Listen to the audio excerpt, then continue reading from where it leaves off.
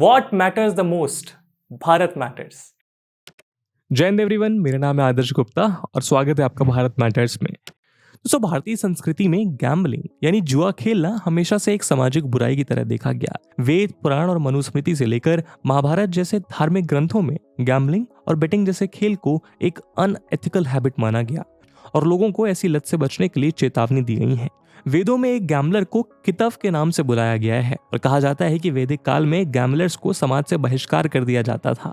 शास्त्रों और ग्रंथों में भी गैम्बलर्स के पतन और बाद में उनके पश्चाताप की अनेक कहानियां देखने को मिलती हैं। इनमें से एक कहानी जिससे हम सब अच्छे से परिचित हैं वो कहानी है महाभारत की। धर्मराज कहे जाने वाले युधिष्ठिर महाभारत में कौरवों के साथ जुए के खेल में अपने आप को, अपने पूरे राज्य को, अपने चारों भाइयों को, यहाँ तक कि अपनी पत्नी द्रौपदी तक को हार गए। नतीजा ये हुआ कि उन्हें अपने चारों भाइयों और पत्नी के साथ 12 साल के वनवास और 1 साल का अज्ञातवास पर जाना पड़ा। इसी तरह श्री हर्षा की नैसत चरित्र में भी जुए की ऐसी एक कहानी बताई गई है, जहां जुआ खेलने की वजह से राजा नाला को न सिर्फ अपने राज्य से हाथ धोना पड़ा बल्कि साथ ही वो अपनी पत्नी दमयंती से भी दूर हो गए। यही कारण है कि भारतीय समाज में जुए को एक एंटी सोशल या अनलॉफुल अम्यूजमेंट एक्टिविटीज के तौर पर देखा गया। हमारे स्कूल में मोरल साइंस के चैप्टर से लेकर घर के बड़े बुजुर्गों की शिक्षाओं में भी हमें यही पाठ पढ़ाया जाता है कि gambling is a bad habit. समाज में जुए की लत को शराब की लत की तरह हमेशा से बुरा माना गया, लेकिन बीते कुछ सालों से देश में गैम्बलिंग को लेकर पर्सपेक्टिव और ट्रेंड में बदलाव नजर आने लगा है, जहां दिन प्रतिदिन गैम्बलिंग और उसके नेगेटिव इंपैक्ट्स हमारी सोसाइटी में नॉर्मलाइज होते चले जा रहे हैं। इसका रीजन है ऑनलाइन बेटिंग एप्स का इमर्जेंस। दोस्तों, आज देश में दर्जनों फैंटेसी स्पोर्ट्स एप्स और ऑनलाइन साइट्स आपको बेटिंग करने के लिए एक इजीली एक्सेसिबल प्लेटफॉर्म प्रोवाइड करा रही हैं, जहां 18 साल के ऊपर का कोई भी व्यक्ति ₹1 से बेटिंग शुरू कर सकता है। 50 लाख से लेकर 1 करोड़ जैसे विनिंग प्राइस का लालच देकर आज ये ऐप्स अपने लाखों यूजर्स को डेली बेटिंग करने को मोटिवेट कर रही हैं। हाल ही में देश में आईपीएल के नए सीजन की शुरुआत से टीवी या जियो सिनेमा जैसे प्लेटफॉर्म्स पर हर वक्त इन्हीं बेटिंग साइट्स के एड्स रन होते नजर आ रहे हैं, वो भी बस एक वार्निंग डिस्क्लेमर डालकर, जहां सुपरफास्ट स्पीड से 2 सेकंड में यूजर्स को बेटिंग की हैबिट फॉर्मिंग नेचर के बारे में बताया जाता है। विराट कोहली, रोहित शर्मा, हार्दिक पांड्या जैसे स्टार इंडियन प्लेयर्स से लेकर आमिर खान जैसे प्रोमिनेंट बॉलीवुड पर्सनैलिटीज तक आज इन गेम्स को प्रमोट करते नजर आ रहे हैं।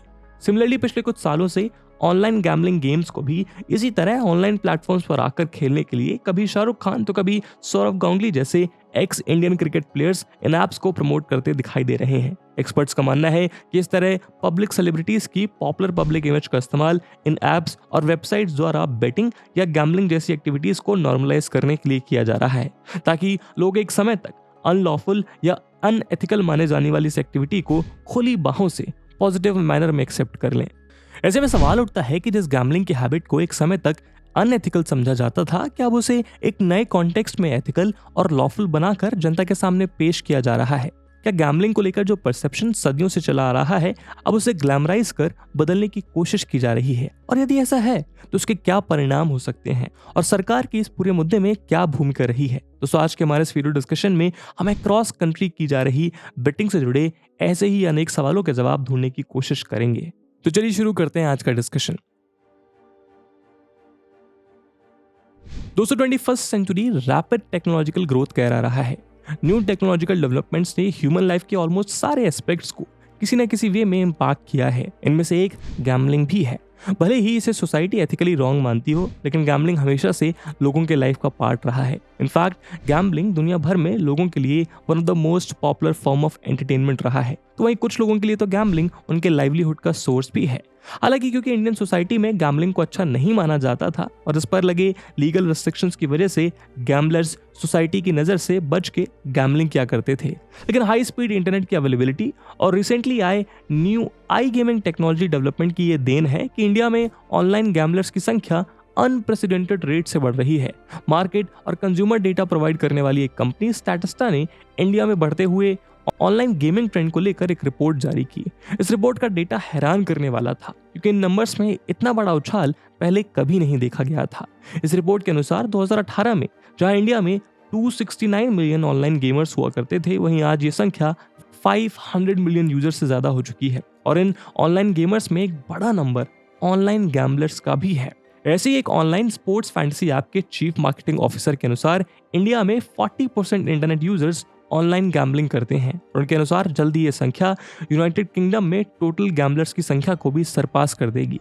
गैम्बलर्स की संख्या में ये बढ़ोतरी उस समय पर ज्यादा हुई जब पूरी दुनिया कोविड महामारी से जूझ रही थी। दुनिया भर में हुई रिसर्चेस में एक ट्रेंड देखा गया कि कोविड के दौरान इन ऑनलाइन गैम्बलिंग प्लेटफॉर्म्स के यूजर बेस में काफी तेजी से इजाफा हुआ।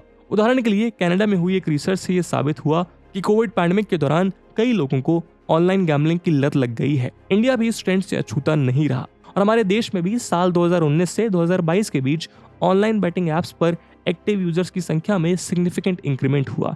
इस इंक्रीमेंट के 3 मेन रीजंस आते हैं। इन ऑनलाइन गैम्बलर्स के नंबर के बढ़ने का सबसे पहला रीजन था इंटरनेट पे अवेलेबल ऑनलाइन गैम्बलिंग गेम्स में मिलने वाली प्राइवेसी और सिक्योरिटी। सोसाइटी की नजरों से बच के लोग ऑफलाइन गैम्बलिंग करते थे और साथ ही साथ अनऑर्गेनाइज्ड और इलीगल गैम्बलिंग प्लेसेस पे जाने की वजह से बहुत से लोगों को फ्रॉड्स और स्कैम्स का सामना करना पड़ता था। इन प्लेटफॉर्म्स की वजह से सोसाइटी की नजरों से बचते हुए अनोनिमसली लोग इन गेम्स को खेल पाते हैं और स्कैम्स और फ्रॉड से सेव भी रहते हैं। दूसरा कारण था कोविड में लॉकडाउन के टाइम लोगों को मिलने वाला फ्री टाइम, इसमें लोगों ने इन ऑनलाइन गेमिंग प्लेटफॉर्म्स को एंटरटेनमेंट के तौर पर यूज करना स्टार्ट किया। हालांकि उन्होंने इन प्लेटफॉर्म्स का इस्तेमाल करना तो एंटरटेनमेंट पर्पस या अम्यूजमेंट एक्टिविटी के तौर पर किया, लेकिन धीरे धीरे कब ये एक्टिविटी आदत बन गई उन्हें पता ही नहीं चला। तीसरा कारण था इन ऑनलाइन गेमिंग प्लेटफॉर्म्स के थ्रू मिलने वाली अर्निंग अपॉर्चुनिटीज। इन प्लेटफॉर्म्स ने लोगों को एंटरटेनमेंट के साथ साथ पैसा कमाने का भी एक शॉर्टकट प्रोवाइड किया, जहां लोगों को 1 करोड़ जैसे मेगा प्राइजेस और लग्जरी कार जैसे सेकेंडरी प्राइजेस का लालच देकर रेस का हिस्सा बना दिया गया। यानी जिन प्लेटफॉर्म्स को लोगों ने एंटरटेनमेंट के लिए यूज करना शुरू किया, उन्हीं प्लेटफॉर्म्स पर इकोनॉमिक बेनिफिट्स के लालच में धीरे धीरे लोग ऑनलाइन गैम्बलिंग के आदी बन गए। और आज हाल ये है कि इन प्राइजेस के लालच में घर के बड़े बुजुर्ग से लेकर छोटे बच्चे तक इन ऐप्स पर बैटिंग करने पहुंच जाते हैं। यानी जो गैम्बलिंग या बैटिंग किसी समय समाज की नजरों में पाप का घर हुआ करती थी, वो आज पुण्य का सागर बन गई है। ऐसे में सवाल ये है कि जो भारतीय समाज एक समय गैम्बलिंग को लेकर इतनी रिजिड थी और उसे एक इमोरल एक्टिविटी मानती थी, उसने इतनी जल्दी इसे एक्सेप्ट कैसे कर लिया? दोस्तों, इस बात से मुंह नहीं मोड़ा जा सकता कि एक समय जिस गैम्बलिंग को सोसाइटी में एक टैबू की तरह देखा जाता था, उसे अब सोशली काफी हद तक एक्सेप्ट किया जाने लगा है। इन गैम्बलिंग प्लेटफॉर्म्स के एक्सेप्टेंस और पॉपुलैरिटी दोनों ही अनप्रेसिडेंटेड रेट से बढ़ी है। इसके पीछे काफी सारे रीजंस हैं। कुछ लोग जहां एंटरटेनमेंट के नाम पे इन गैम्बलिंग प्लेटफॉर्म्स को एक्सेप्ट करते हैं क्योंकि उनका मानना है कि ये दूसरे ऑनलाइन गेमर्स की तरह ही है, जहां अपनी स्किल्स का यूज करके आप खुद को एंटरटेन कर सकते हैं और साथ ही साथ अपने स्किल पर कुछ पैसे भी बना सकते हैं।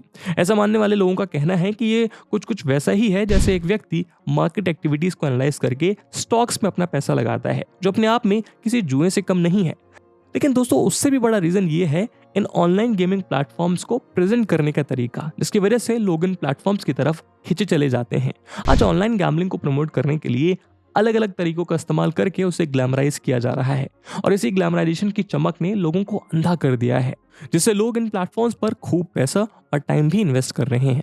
साथ ही लोगों का ऐप्स पर ट्रस्ट बिल्ड करने के लिए ये प्लेटफॉर्म फेमस सेलिब्रिटीज और रिनोन्ड पब्लिक फिगर्स का इस्तेमाल करके ऑनलाइन गैम्बलिंग गेम्स को प्रमोट कर रहे हैं। अपने पसंदीदा सेलिब्रिटीज को देखकर न सिर्फ लोगों के मन में किसी पर्टिकुलर ऐप की ऑथेंटिसिटी पर भरोसा हो जाता है, बल्कि साथ ही इन सेलिब्रिटीज द्वारा एड्स में कहे गए डायलॉग से भी वो ऑनलाइन गेमिंग प्लेटफॉर्म को यूज करने के लिए इन्फ्लुएंस होते हैं। उदाहरण के तौर पर, अरे बैठी क्यों हो, जाओ XYZ ऐप पर अपनी टीम बनाओ। ये डायलॉग्स को सुनकर लोग इन ऐप्स द्वारा रन की जा रही बेटिंग एक्टिविटी को एक्सपोर्टिंग इवेंट की तरह देखकर उनमें पार्टिसिपेट कर लेते हैं। IIM रोहतक के प्रोफेसर ने अपनी रिसर्च में खुलासा किया कि गैम्बलिंग को ट्राई करने के चांसेस तब और बढ़ जाते हैं जब उसे कोई सेलिब्रिटी प्रमोट कर रहा हो। इस सर्वे के मुताबिक जितना बड़ा सेलिब्रिटी गैम्बलिंग को प्रमोट करता है, लोग गैम्बलिंग को ट्राई करने के लिए उतना ही ज्यादा एक्साइटेड हो जाते हैं। ये कुछ वैसा ही है जैसे सालों पहले देश में कोल्ड ड्रिंक जैसे हार्मफुल ड्रिंक्स को सेलिब्रिटी इंडोर्समेंट के जरिए भारतीय समाज में इस कदर इंजेक्ट कर दिया गया कि जो भारतीय समाज एक समय कर्ड यानी दही और बटर मिल्क यानी छाछ जैसी हेल्दी ड्रिंक्स को अपनी डे टू डे डाइट का हिस्सा मानता था, वही समाज इन आर्टिफिशियल ड्रिंक्स को बेखौफ कंज्यूम कर रहा है। हालांकि हर इंडोर्समेंट के एंड में ये ऐप्स लास्ट में कंपलसरी स्टैट्यूटरी वार्निंग प्ले करते हैं, पर ये इतनी तेजी से दी जाती है कि ना लोग इसे समझ पाते हैं और ना इस वार्निंग का लोगों पर कोई खास असर होता है। लोगों के ऊपर होने वाले इस इन्फ्लुएंस को रोकने के लिए अक्टूबर 2022 में इंफॉर्मेशन एंड ब्रॉडकास्टिंग मिनिस्ट्री ने टेलीविजन और डिजिटल प्लेटफॉर्म्स पर चलने वाली ऑनलाइन बेटिंग एड्स को बैन कर दिया था।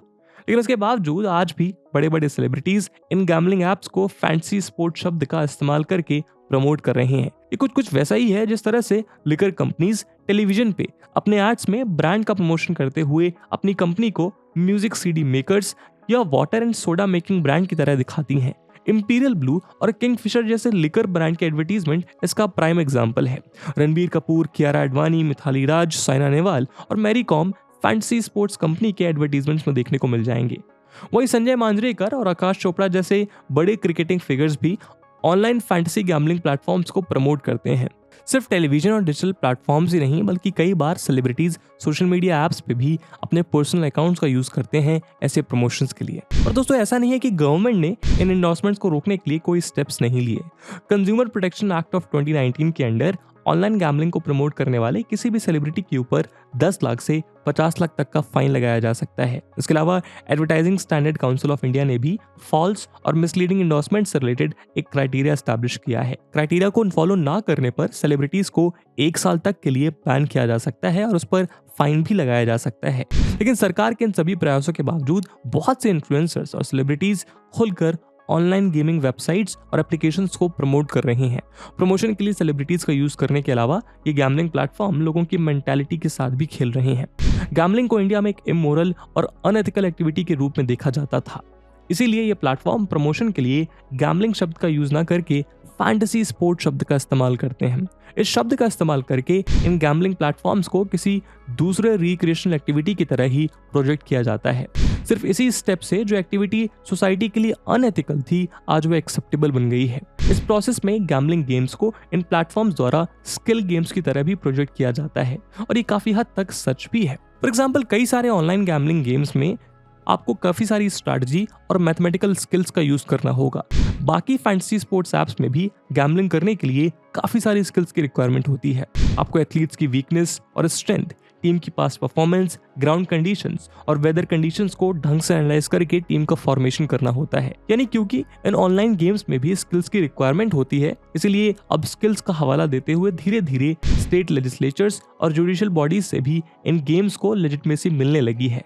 और क्योंकि इंडिया में गैम्बलिंग स्टेट सब्जेक्ट है, यानी गैम्बलिंग से रिलेटेड लॉस को बनाने का अधिकार स्टेट लेजिस्लेचर के पास है, इसलिए गोवा और सिक्किम में स्टेट गवर्नमेंट द्वारा इसे लीगलाइज करके प्रॉपर्ली रेगुलेट किया जाता है। पर अब और भी स्टेट्स गैम्बलिंग को एक्सेप्ट करते जा रहे हैं। एग्जाम्पल के लिए नागालैंड ने 2016 में 2 एक्ट्स को लागू करके गैम्बलिंग को लीगली रेगुलेट करना स्टार्ट किया। लेकिन जिन स्टेट्स में गैम्बलिंग से रिलेटेड नेगेटिव इफेक्ट्स को देखा गया, वहां इनकी लीगैलिटी को चैलेंज करते हुए काफी सारे केसेस भी दायर किए गए। इन सभी केसेस को कोर्ट द्वारा ये कहते हुए रिजेक्ट कर दिया गया कि these online gambling games are a game of skill and not a game of chance. उदाहरण के लिए state of Andhra Pradesh versus K Satyanarayana case में एक ऑनलाइन गेमिंग गेम को स्किल और चांस के प्रिंसिपल पर चेक किया गया था। इस केस पर सुप्रीम कोर्ट ने रूलिंग देते हुए कहा कि ऑनलाइन गैम्बलिंग गेम पूरी तरह से लक पे आधारित नहीं है, बल्कि इसके लिए स्किल भी नीडेड होती है। इसी तरह doctor K R. Lakshman versus state of Tamil Nadu case में भी कोर्ट ने फैसला सुनाते हुए कहा कि सिर्फ किस्मत से जीते जाने वाले गेम्स इलीगल हैं, लेकिन जिन गेम्स में टैलेंट और स्किल की जरूरत होती है उन्हें इलीगल नहीं कहा जा सकता। अपने गैम्बलिंग लॉस को बनाने के अधिकार को इस्तेमाल करते हुए कर्नाटका स्टेट गवर्नमेंट ने ऑनलाइन गैम्बलिंग गेम्स को बैन कर दिया था। लेकिन अब इस फैसले के विरोध में ऑनलाइन गेमिंग कंपनीज ने कर्नाटका हाई कोर्ट में अपील दायर की, तो कोर्ट का फैसला उनके पक्ष में आया और कोर्ट ने कहा कि ऐसे स्किल वाले गेम्स पर लगाया गया बैन बिल्कुल अनकॉन्स्टिट्यूशनल है। सिर्फ कर्नाटका हाई कोर्ट ही नहीं, बल्कि मद्रास और केरला हाई कोर्ट भी ऐसे ही फैसले सुना चुकी है। यहाँ तक कि देश की एपेक्स कोर्ट ने भी इसी दिशा में अपनी रूलिंग देते हुए एक फैंटेसी स्पोर्ट्स बेटिंग ऐप के खिलाफ दायर केस का फैसला सुनाते हुए इसे गेम ऑफ स्किल बताया था। यानी जहां कुछ स्टेट्स में इसे लीगलाइज करने की दिशा में कदम उठाए जाने लगे हैं, वहीं कोर्ट्स भी इन गेम्स को गेम ऑफ स्किल के रूप में डिफाइन करने लगी है। ऐसे में सवाल यह है कि बेशक गेम्स में स्किल्स और टैलेंट की जरूरत होती है, लेकिन इन बेटिंग गेम्स की वजह से समाज के ऊपर और खासतौर पर युवाओं पर पड़ रहे दुष्प्रभावों को क्या सिर्फ स्किल का हवाला देकर नजरअंदाज किया जा सकता है? पर क्या है वो साइड इफेक्ट्स, चलिए जानते हैं। इंडिया की 65% पॉपुलेशन यूथ है, यानी ऐसी पॉपुलेशन जो 35 साल से कम उम्र की हो। इस एज ग्रुप में लोग काफी एंथुसियास्टिक और एक्साइटेड भी होते हैं और उसके साथ साथ लोगों की रिस्क टेकिंग एबिलिटी भी काफी हाई होती है। ऐसे में इस ग्रुप के गैम्बलिंग को परस्यू करने के चांसेस बहुत हाई होते हैं और ये उन्हें बुरी तरह से अफेक्ट भी करती है। ऑनलाइन गैम्बलिंग का युवाओं पर इफेक्ट देखने के लिए दुनिया भर में काफी सारी रिसर्चेस की गई हैं। रिसर्चेस में देखा गया कि ऐसे लोग जो ऑनलाइन गैम्बलिंग करते हैं उन्हें गैम्बलिंग की लत लगने और गैम्बलिंग से रिलेटेड प्रॉब्लम्स होने के चांसेस बहुत हाई होते हैं। गैम्बलिंग से रिलेटेड प्रॉब्लम्स का अर्थ साइकोलॉजिकल प्रॉब्लम से है, जैसे गैम्बलिंग पर अपने बजट से ज्यादा स्पेंड कर देना, गैम्बलिंग के लिए चोरी करना, झूठ बोलना या किसी प्रॉब्लम से डाइवर्ट होने के लिए गैम्बलिंग का यूज करना।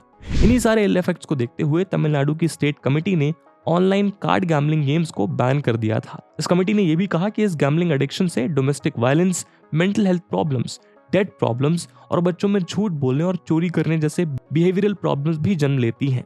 कमेटी के अनुसार स्टेट में पिछले 3 साल में 17 सुसाइड्स ऐसे थे जो इन्हीं ऑनलाइन गेम्स की वजह से किए गए।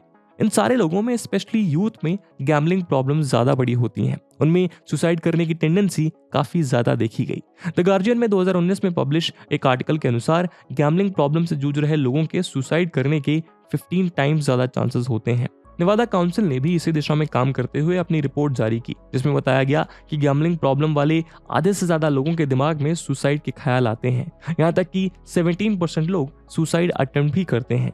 यानी रिसर्च में ये बात प्रूव हो चुकी है कि गैम्बलिंग से होने वाले इम्पैक्ट्स के कारण एक बड़ी जनसंख्या ऐसी है जो सुसाइड जैसा बड़ा कदम उठा सकती है। साथ ही साथ अपने लैक ऑफ एक्सपीरियंस और लैक ऑफ इनकम की वजह से यंग लोगों को बड़े फाइनेंशियल कंसिक्वेंसेस भी झेलने पड़ते हैं।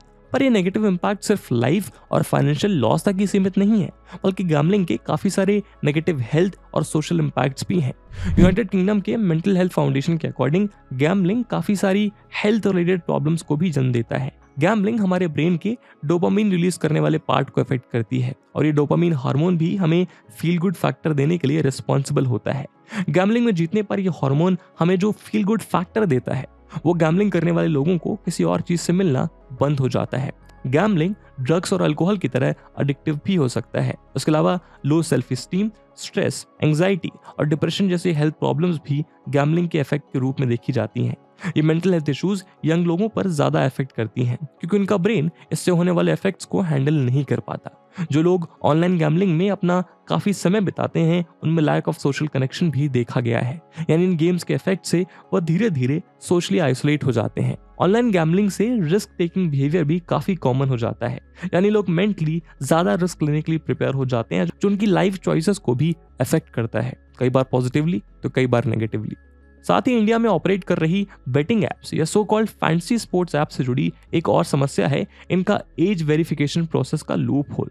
हालांकि ये ऐप्स किसी यूजर को रजिस्टर करने के लिए पहले उसकी एज 18+ है या नहीं इसे वेरीफाई करती हैं। साथ ही इन ऐप्स पर यूजर अपना पैन कार्ड जैसा डॉक्यूमेंट सबमिट करने के बाद ही बैटिंग करने के लिए एलिजिबल हो पाते हैं। लेकिन आज बहुत से केसेस में देखा जा रहा है कि देश के कई बच्चे जो 18 से कम उम्र के हैं वो अपने माता पिता या बड़े भाई बहन के लॉकडाउन अकाउंट से बैटिंग कर रहे हैं।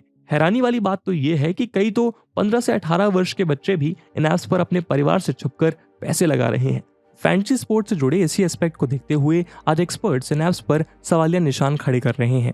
जहां कुछ एक्सपर्ट्स का आरोप है कि सरकार ऑनलाइन गैम्बलिंग इंडस्ट्री पर लगाए गए जीएसटी से मिलने वाले करोड़ों रुपए के रेवेन्यू के चलते इस पूरी एक्टिविटी पर आंख मूंद कर बैठी है। दरअसल इनकम टैक्स के सेक्शन 194 BA के अकॉर्डिंग ऑनलाइन गेमिंग एप्स पर 10,000 से ऊपर की गई अर्निंग पर 30% टीडीएस कट किया जाता है। वहीं एक रिपोर्ट के मुताबिक साल 2021 में ऑनलाइन फैंसी स्पोर्ट का मार्केट साइज 34,600 करोड़ का था, जिससे सरकार को 5,200 करोड़ का रेवेन्यू प्राप्त हुआ। ऐसे में सवाल ये उठता है कि क्या गैम्बलिंग के सिर्फ नेगेटिव इम्पैक्ट्स ही हैं या फिर कोई दूसरा पहलू भी है। दोस्तों एक बहुत पुरानी कहावत है कि हर सिक्के के 2 पहलू होते हैं। यानी दुनिया में हर चीज में अगर कुछ अच्छाइयां हैं तो कुछ बुराइयां भी होंगी और गैम्बलिंग भी कुछ ऐसी ही चीज है जिसके कॉन्स के साथ साथ प्रोज भी हैं। लेकिन आप सोच रहे होंगे कि आखिर गैम्बलिंग जैसी चीज में क्या अच्छाई हो सकती है। तो दोस्तों गैम्बलिंग का समर्थन करने वाले लोगों का सबसे बड़ा तर्क ये है कि इससे सरकार बहुत बड़ा रेवेन्यू जनरेट कर सकती है और जिन कंट्रीज में गैम्बलिंग लीगल है वहां पर गवर्नमेंट्स इस इंडस्ट्री से अपने रेवेन्यू का बड़ा चंक जनरेट करती हैं। गैम्बलिंग प्लेटफॉर्म्स अपने ग्रॉस गेमिंग रेवेन्यू पर गवर्नमेंट को टैक्स पे करती हैं और ये टैक्स अमाउंट ह्यूज होता है। फ्रांस में जहां टैक्स के रूप में ग्रॉस गेमिंग रेवेन्यू का 84% चार्ज किया जाता है तो वहीं गैम्बलिंग के मकाऊ में ये परसेंटेज 39 है। यूनाइटेड किंगडम में टैक्स के रूप में क्रॉस गेमिंग रेवेन्यू का 50% वसूल किया जाता है। फोर्ब्स की एक लिस्ट के अनुसार यूनाइटेड स्टेट्स ऑफ अमेरिका ने सिर्फ 2022 में गैम्बलिंग इंडस्ट्री से लगभग $55 बिलियन का रेवेन्यू जनरेट किया था। वहीं मकाऊ जैसे छोटे शहर में 2022 में $5 बिलियन से भी ज्यादा का ग्रॉस गेमिंग रेवेन्यू बनाया। और गैम्बलिंग इंडस्ट्री सिर्फ रेवेन्यू ही नहीं जनरेट करती, बल्कि बहुत सारे लोगों को एम्प्लॉयमेंट भी प्रोवाइड कराती है। फॉर एग्जाम्पल 1934 में स्टैब्लिश हुई British online gambling company William Hill के आज 12,000 से ज्यादा एम्प्लॉइज हैं, जो सॉफ्टवेयर हैंडलिंग से लेकर कस्टमर हैंडलिंग जैसे वेरियस टास्क को परफॉर्म करते हैं। सिमिलरली कई सारे ऑनलाइन बेटिंग कंपनीज भी अपनी गवर्नमेंट के लिए सिग्निफिकेंट रेवेन्यू जनरेशन के साथ साथ लोगों को एम्प्लॉयमेंट अपॉर्चुनिटीज भी प्रोवाइड करा रहे हैं। तो इस बात में कोई शक नहीं है कि ऑनलाइन बेटिंग एप्स के इमरजेंस ने ट्रेडिशनल गैम्बलिंग रैकेट्स की प्रॉब्लम से देश को काफी हद तक निजात दिलाया है, लेकिन 2025 तक इस मार्केट के 1,65,000 करोड़ तक हो जाने की उम्मीद है, जो अपने साथ अनेक चुनौतियां लेकर आने वाला है। ऐसे में जरूरत है कि सरकार बेटिंग और फैंटेसी स्पोर्ट के बीच की बारीक सी लकीर को और वेल डिफाइन करे। साथ ही इन ऐप से युवाओं पर पड़ने वाले नेगेटिव इम्पैक्ट्स को भी एड्रेस किया जाना बेहद इंपॉर्टेंट है। इन सब के अलावा सेलिब्रिटीज और खास करके स्पोर्ट्स पर्सन को भी इस बात पर विचार करना होगा कि क्या वो फैंटेसी स्पोर्ट के नाम पर अपने चाहने वाले लोगों को किसी गलत लत का शिकार तो नहीं बना रहे। वो चाहने वाले जो अपने फेवरेट स्पोर्ट्स पर्सन या सेलिब्रिटी को भगवान का दर्जा देते हैं। इस मुद्दे पे आपके क्या ओपिनियन है, क्या पॉजिटिव्स और नेगेटिव्स हैं, कमेंट सेक्शन में जरूर बताइएगा। आज के वीडियो के लिए इतना ही, मिलते हैं अगले वीडियो में, तब तक के लिए जय हिंद, जय भारत।